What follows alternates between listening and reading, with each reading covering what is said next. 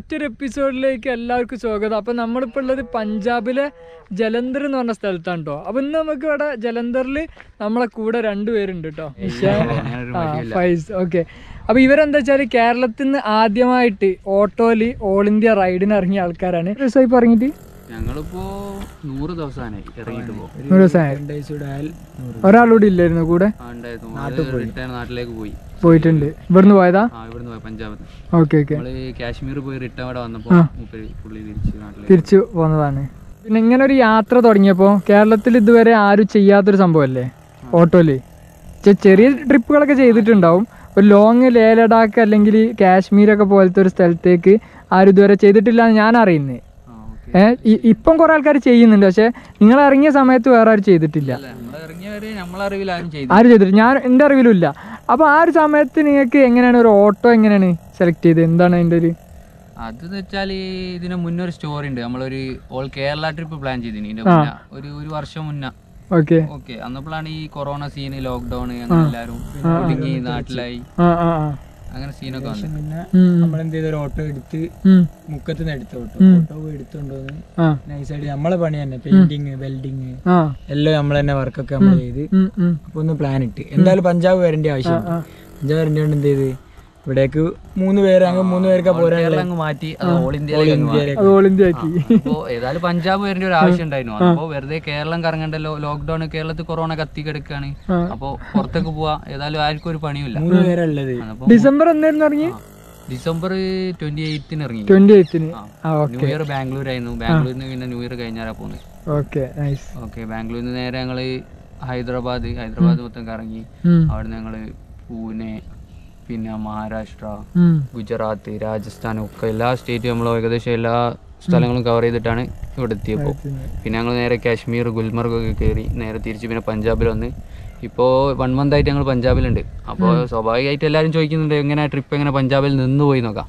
പക്ഷേ അത് ട്രിപ്പ് നിന്ന് പോയതല്ല, ഞങ്ങൾ ശരിക്കും പുറപ്പെട്ട് പഞ്ചാബിൽ ചെറിയൊരു പരിപാടിക്ക് വേണ്ടിയിട്ട് നമ്മൾ ചെറിയ ബിസിനസ്സും. അപ്പോൾ ട്രിപ്പിനോടൊപ്പം നമ്മളെ ബിസിനസ്സും നോക്കണം. അപ്പോൾ ട്രിപ്പ് നിന്നെങ്കിൽ ക്യാഷും കാര്യങ്ങളൊക്കെ വേണമല്ലോ എല്ലാവർക്കും അറിയാം. അപ്പോൾ അതിൻ്റെ ബന്ധമായിട്ട് കാര്യങ്ങൾ വേണ്ടിയിട്ടാണ് ഇപ്പോൾ ഇവിടെ ഇങ്ങനെ നിൽക്കണത്. അപ്പോൾ എന്തായാലും 2-3 ദിവസത്തിനുള്ളിൽ നമ്മൾ റിട്ടേൺ നാട്ടിലേക്ക് പ്ലാനിൽ ഇങ്ങനെ നിൽക്കുകയാണ്. അപ്പോൾ ഇവരെ യാത്ര എന്ന് പറഞ്ഞാൽ വളരെ അടിപൊളിയായിട്ടുള്ള യാത്രയാണ് കേട്ടോ. അപ്പോൾ നമ്മളെന്ന് വെച്ചാൽ നമ്മളൊക്കെ യാത്ര ചെയ്യുന്ന പോലെ തന്നെ വളരെ സമയം എടുത്തിട്ട് ഓരോ ഇതുപോലത്തെ വില്ലേജസ് കാര്യങ്ങളൊക്കെ എക്സ്പ്ലോർ ചെയ്ത്, കാരണം വെച്ചാൽ ഇവരെ കൂടെ ഇപ്പോൾ ഞാൻ 2 ദിവസമായിട്ട് ഇവരെ റൂമിലാണ് താമസിക്കുന്നത്. അപ്പോൾ ഇവരെ വൈബ് നമുക്ക് ശരിക്കും അറിയാൻ പറ്റും. അപ്പോൾ നല്ല രീതിയിൽ എക്സ്പ്ലോർ ചെയ്തിട്ടാണ് ഇവരെ യാത്രകൾ മൊത്തം കേട്ടോ. അപ്പോൾ ഇവരെന്നെ നിങ്ങൾ ഒരുപാട് സ്ഥലത്ത് അങ്ങനെ താമസിച്ചു. ഞങ്ങൾ എന്താ വെച്ചാല് ഞങ്ങൾ നാട്ടിൽ നിന്ന് ഇറങ്ങിയിട്ട് ഏകദേശം 15 ദിവസമായപ്പോഴും ഞങ്ങൾ ഏകദേശം ഇന്ത്യന്റെ പകുതി എത്തിയിട്ടേ ഉള്ളൂ. ഞങ്ങൾക്ക് ഫുള്ള് കണ്ടില്ല എന്നുള്ളൊരു തോന്നലായിരുന്നു.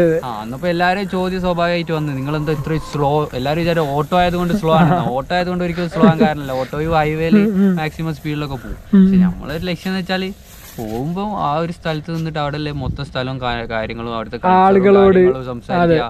നമ്മളെ ഒരു പ്ലാൻ ഇല്ല, ഇവിടെ പോകണം അവിടെ കാണണം, അങ്ങനെ പ്ലാൻസ് ഒന്നുമില്ല. നമ്മളൊരു നാട്ടിലെത്തി കഴിഞ്ഞാൽ അവിടുത്തെ ആളുകളോട് സംസാരിക്കുക, മെയിനായിട്ട് അടുത്ത ആളുകളോട് ഇവിടെ എന്താ കാണാൻ. നമ്മളെ നാട്ടില് പോയിട്ട് ആൾക്കാർ കണ്ട സംഭവം അല്ലാണ്ട് അവർക്ക് അവരുടെ നാട്ടിൽ എന്തൊക്കെ കാണാനുള്ളത് അറിയാം. അങ്ങനത്തെ സംഭവം ഉണ്ട്. നമ്മൾ അങ്ങനെ ലക്ഷ്യം വെച്ചത്. അങ്ങനെയാണ് സ്ഥലങ്ങൾ കൂടുതൽ. നിങ്ങളിപ്പോ ലേ ലഡാക്കൊക്കെ കവർ ചെയ്തു? ലഡാക്ക് ഇപ്പൊ ഓപ്പൺ അല്ല, അതുകൊണ്ട് പോയില്ല. അപ്പൊ നമുക്ക് പോണെന്ന് നല്ല ആഗ്രഹം ഉണ്ടായിരുന്നു. അതിനിടെ ഞങ്ങള് പിന്നെ കാശ്മീർ കയറുന്ന വഴി നമ്മളെ ഓട്ടോക്ക് ചെറുതായിട്ട് ചെറിയ പണികളൊക്കെ. എന്താ പണിയിട്ട്? ഓട്ടോന്റെ ചേസിന് ചെറിയൊരു ഡാമേജ് വന്നിട്ടുണ്ട്. ചേസ് ഡാമേജ് നീക്കണമെങ്കിൽ കുറച്ച് വർക്ക് ഉണ്ട്. പുതിയ ചേസ് കയറ്റൻ ആ ലെവലിൽ എത്തിക്കുന്നു. അപ്പോ പിന്നെ നമ്മൾ എന്തായാലും കാശ്മീർ നമ്മൾ കവർ ചെയ്ത്. അപ്പോൾ നമ്മള് ലക്ഷ്യം കാശ്മീർ തന്നെ മെയിൻ ആയിട്ട്. കാശ്മീർ കവർ ചെയ്ത് ലേ ഓപ്പൺ ആകുന്നവരെ ഇവിടെ നിൽക്കാൻ ടൈമും ഇല്ല. ഇനി അടുത്തൊരു വരവില് ലേ ഒക്കെ അതെന്താണ് നിങ്ങളെ പ്ലാന്? തന്നെ ഓട്ടോ തന്നെയാണ്? ഓട്ടോ അങ്ങനെ പ്ലാൻ ഇല്ല, അങ്ങനൊന്നുമില്ല. വെറൈറ്റി ആയിട്ട് ഒന്നുകൂടെ ചിന്തിക്കണം. ഓക്കെ, ഇനി വെറൈറ്റി ആയിട്ട് കേരളത്തിൽ ആരും ചെയ്യാത്തൊരു സംഭവം തന്നെ ചെയ്തോളി. ഓക്കെ, അപ്പൊ ഇനി നമുക്ക് കുറച്ച് വണ്ടിയുടെ കാര്യങ്ങളൊക്കെ കാണാം അല്ലേ? അല്ല, നിങ്ങളെ ഈ ഓട്ടോ സെലക്ട് ചെയ്ത് എങ്ങനെ, എത്ര രൂപക്കാണ്, എങ്ങനെയാണ് വെച്ചാൽ ഒരുപാട് യാത്ര ചെയ്യാൻ ആഗ്രഹിക്കുന്ന ആൾക്കാരുണ്ടാവും. അപ്പോൾ എന്നോട് തന്നെ എനിക്ക് മെസ്സേജിൽ ഇൻസ്റ്റാഗ്രാമിലൊക്കെ ഒരുപാട് ആൾക്കാർ ചോദിക്കുന്ന ഒരു സംഗതിയാണ്, എത്ര പൈസ വരും, എങ്ങനെയൊക്കെയാണ് സംഗതികൾ കാര്യങ്ങളൊക്കെ. അപ്പോൾ ആ രീതിയിൽ അവർക്ക് ഇതൊക്കെ എല്ലാവർക്കും ചെയ്യാൻ പറ്റുമോ, അല്ലെങ്കിൽ ഭയങ്കര എക്സ്പെൻസീവ് ആണോ? എല്ലാവർക്കും ചെയ്യാൻ പറ്റും. നമ്മളൊരു റുപ്യ ഇതുമ്പോൾ അധികം എടുത്ത് ചെലവാക്കിയിട്ടില്ല. 12,000 രൂപക്ക് ഓട്ടോ എടുത്ത് മാക്സിമം എത്ര ഒരു 5,000-6,000 രൂപ, മാക്സിമം 8 രൂപ, ഒരു ടോട്ടൽ ഒരു 20 രൂപ. 20 രൂപ. ഓക്കെ. എക്സ്ട്രാ ഒന്നും ഇതിനെത്ര വന്ന്? ഓട്ടോക്ക് എത്ര വന്ന്? ഓട്ടോ 12,000 അതില് പേപ്പർ ഒരു വർഷം കൂടെ പേപ്പർ. ഓക്കെ. അപ്പൊ അതിക്ക് ഒരു 5,000 രൂപ, എത്ര പറഞ്ഞത്? 8,000 രൂപ. 20,000 രൂപക്ക് നിങ്ങൾക്ക് ഓട്ടോ സെറ്റ്. പോരാനുള്ള സാധനങ്ങൾ അടക്കം, ഗ്യാസ് എല്ലാം അടക്കി. ഇതിലിപ്പോ എന്തെങ്കിലും ഉണ്ടോ ഗ്യാസ് എന്തെങ്കിലും? ഇല്ല, ഗ്യാസ് നമ്മൾ എല്ലാം റൂമിൽ എടുത്ത് വെച്ചിട്ടുണ്ട്. Okay okay. അപ്പൊ നിങ്ങൾ എന്തൊക്കെയാണ് ഇതിലുള്ള ഓട്ടോയിൽ എന്തൊക്കെയാ കൊണ്ടുപോയത്? പിന്നെ ടെന്റ്, സ്ലീപ്പിംഗ് ബാഗ്, കാര്യങ്ങൾ. റൂം എടുത്തിട്ടില്ല. ഫുള്ള് നാട്ടിൽ നിന്ന് പോകുന്നവരെ ഇവിടെ പഞ്ചാബത്ത് വരെ റൂം എടുത്തിട്ടില്ല. ഓക്കെ. നിങ്ങൾക്ക് ഇതിപ്പോ കാണുന്ന ആൾക്കാർക്ക് ഒരുപാട് ക്യൂരിയോസിറ്റി ഉള്ളൊരു സംഗതിയാണ്. എല്ലാ ട്രാവലേഴ്സിനോടും ഇവർ ചോദിക്കുന്ന ഒരു ചോദ്യമാണ് എത്ര എക്സ്പെൻസ് ആയി. എക്സ്പെൻസിനെ കുറിച്ച് പറയുകയാണെങ്കിൽ അല്ല, അതന്നെ ഞങ്ങൾക്ക് ഞങ്ങൾ ഇൻസ്റ്റാഗ്രാമിൽ ഇങ്ങനെ റീച്ചും കാര്യങ്ങളും വന്നപ്പോൾ ഞങ്ങൾ ഏറ്റവും കൂടുതൽ ക്വസ്റ്റ്യൻസ് വന്നത് തന്നെ എത്ര എക്സ്പെൻസ് ആയി, എത്ര ചെലവായി. അത് ഞാൻ എല്ലാവർക്കും ഒരു ആൻസർ കൊടുത്ത് നോ ഐഡിയ എന്നാ കൊടുത്തത്. അങ്ങനെ ഉണ്ടാവും ആൻസർ. എന്താന്ന് വെച്ചാല് ഓരോരുത്തർ ആൾക്കാരെ ട്രിപ്പിന്റെ ഡിപ്പെൻഡ് ചെയ്തിട്ടേക്കും എക്സ്പെൻസ്. അത് എല്ലാവരോടും പറയാനുള്ളത് തന്നെ ഒരു ആൻസർ. എന്താന്ന് വെച്ചാല് ഓരോരുത്തർ ആൾക്കാർ എങ്ങനെയാണ് ട്രിപ്പ് പോകുന്നത്. അതായത് നോർമൽ എല്ലാവർക്കും ചെലവ് എന്ന് വെച്ചാൽ പെട്രോൾ എക്സ്പെൻസ് എന്തായാലും നോർമൽ ക്യാഷ് എക്സ്പെൻസ് വരും. ബാക്കി എന്ന് വെച്ചാൽ നമ്മള് നാട്ടിൽ നിന്ന് എടുത്തത് തൊട്ട് ഇവിടെ വരെ ടെന്റ് സ്റ്റേ ആകുമ്പോ പിന്നെ താമസത്തിന് 1 രൂപ ചെലവായില്ല. പിന്നെ ഫുഡ് എന്ന് വെച്ചാൽ നമ്മൾ പുറത്തുനിന്ന് വെച്ചാൽ ഓരോ നാട്ടിലെത്തുമ്പോൾ അടുത്ത സ്പെഷ്യൽ ഫുഡ് ഒന്ന് ടേസ്റ്റ് ചെയ്യാം, അത് മാത്രമേ നമ്മൾ ചെയ്തു. അതുമില്ല, അതാണ് മെയിൻ എക്സ്പെൻസ്. അത് രണ്ടും നമുക്കില്ല. അപ്പൊ ഓരോരുത്തരുടെ മൈൻഡാണ് എക്സ്പെൻസ് വെച്ചാൽ ഓരോരുത്തരുടെ മൈൻഡ് വെച്ച്. ട്രാവലിന് ഒരു ബഡ്ജറ്റ് തന്നെ ഒരു സംഭവം ഇല്ല. ശരിക്ക് എത്ര ലെവലിൽ ഏത് ലെവലിലും നമുക്ക് ട്രാവൽ ചെയ്യാം. ഒരു ക്യാഷ് ഇല്ലാണ്ട് യാത്ര ചെയ്യുന്നവരുണ്ട്, ലക്ഷങ്ങൾ പൊട്ടിച്ച് യാത്ര പോകുന്നവരുണ്ട്. തീർച്ചയായിട്ടും. അതെ, തീർച്ചയായിട്ടും. നമ്മളെ എന്താണ് നമുക്കുള്ളത് അതനുസരിച്ച് നമുക്ക് യാത്ര ചെയ്യാം. അതെ.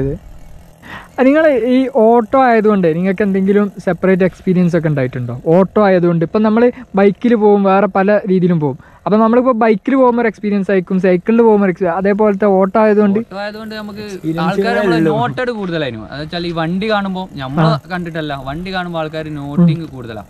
ആൾക്കാർ നമ്മളെടുത്ത് പിന്നെ നമുക്ക് വെച്ചാൽ ഈ ട്രിപ്പിൽ എനിക്ക് നല്ലോണം പറയാനുള്ളത് വെച്ചാൽ നെഗറ്റീവ് ഒന്നും നമുക്ക് ട്രിപ്പിൽ വന്നില്ല.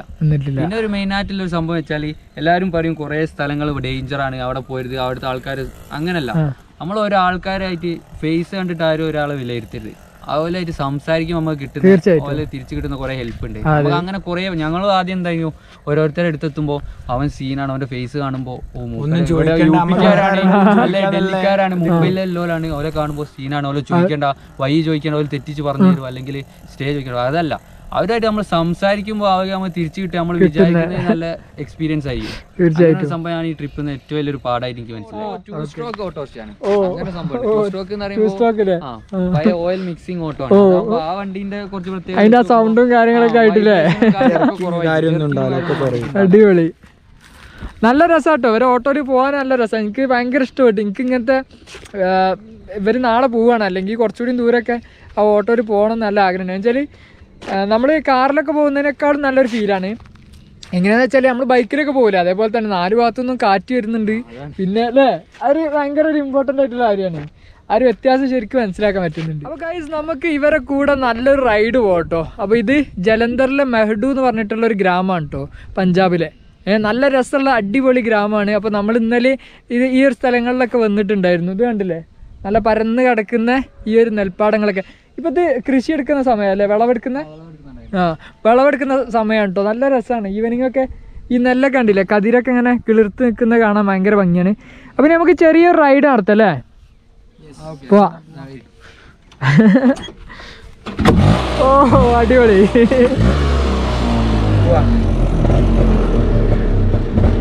പോവാം.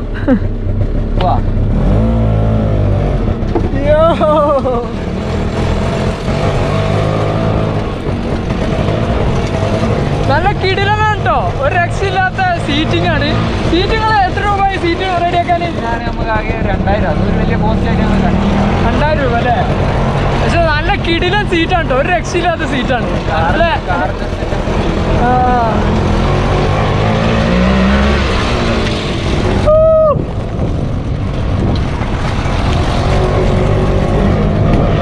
ചില്ലാക്കി പോലെ ഒരു 3 ആളൊക്കെ ഉണ്ടായത്.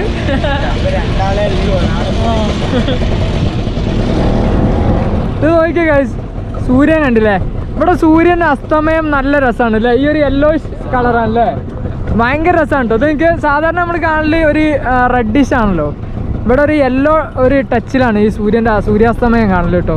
പിന്നെ നോക്കിയേ ഇവിടെയൊക്കെ വയലുകൾ കണ്ടില്ലേ, നല്ല രസമാട്ടോ ഓട്ടോയിൽ ഇങ്ങനെ പോകാനില്ലേ. അടിപൊളി. നിങ്ങളിപ്പോ എത്ര ദിവസമായി ഇവിടെ പഞ്ചാബില്? കാശ്മീർ വന്ന് ഇറങ്ങിയിട്ട് 1 month ആയി. 1 month ആയില്ലേ? 1 month ഇവിടെ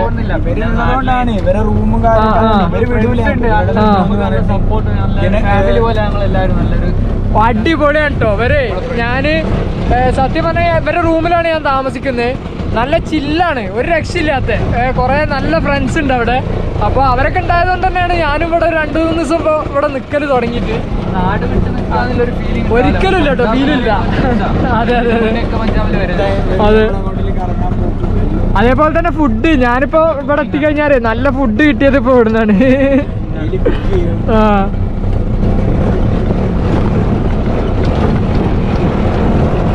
ആ ഒരു രക്ഷയില്ലാത്ത സ്ഥലം അല്ലേ ഇത്. പഞ്ചാബ് വരുന്ന ആരും മിസ് ചെയ്യരുത് കേട്ടോ ഈ ഒരു ഗ്രാമം. മെഹ്ഡു അല്ലേ? അതെ. 1 month ആയാലും ഞങ്ങളൊരു 20 above റൈഡേഴ്സ് ഞങ്ങൾ മീറ്റ് ചെയ്തിട്ടുണ്ട് അല്ലേ? അടിപൊളി.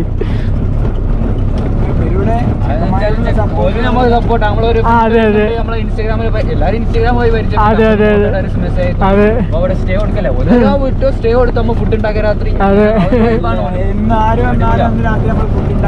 അതെ, നല്ല വൈബാണ് കേട്ടോ, ഒരു രക്ഷയില്ലാത്ത വൈബാണ്.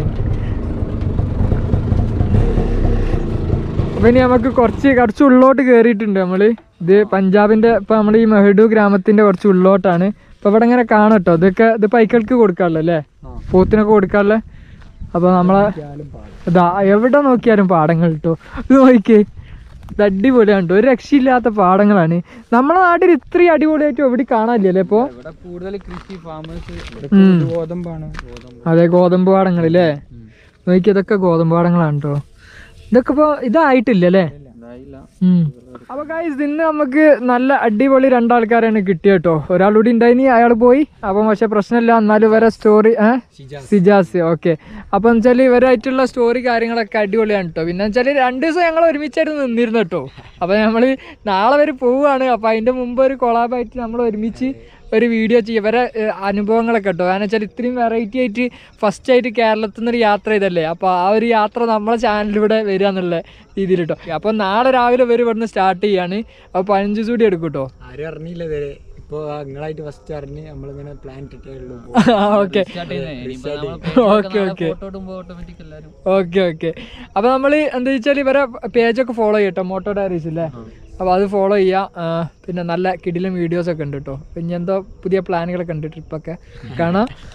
ഓക്കെ, അപ്പോൾ എന്തൊക്കെയാണ്, നാളെ ഇവിടുന്ന് വിടും അല്ലേ? Okay, all the best. All the best. Okay.